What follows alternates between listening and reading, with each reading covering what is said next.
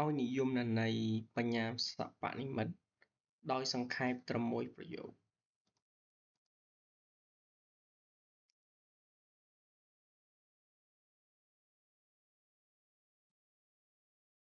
បញ្ញាសិប្បនិម្មិតគឺជាសាខានៃវិទ្យាសាស្ត្រកុំព្យូទ័រដែលឧទ្ទិសដល់ការបង្កើតម៉ាស៊ីនព្រួយប្រព័ន្ធដែលអាចអនុវត្តកិច្ចការដែលទាមទារឲ្យមានភាពវៃឆ្លាតដូចមនុស្សដូចជាការរៀនការគិតការយល់ឃើញនិងការសម្រេចចិត្តដោយស្វ័យភាព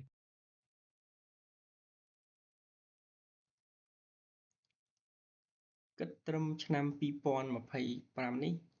តើកម្ពុជាមានយុទ្ធសាស្ត្រថ្នាក់ជាតិសម្រាប់បញ្ញាសិប្បនិម្មិតហើយឬនៅ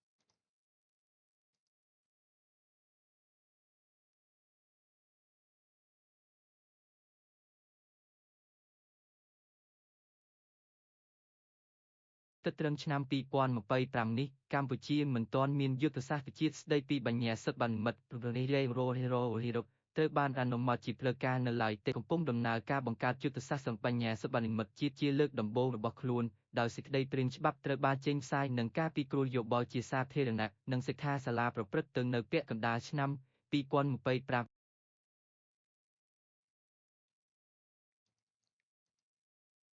តើវិស័យអប់រំនឹងមានតួនាទីយ៉ាងដូចម្តេច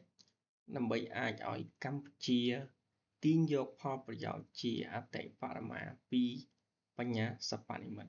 សូមឆ្លើយដោយសង្ខេបត្រឹមមួយប្រយោគ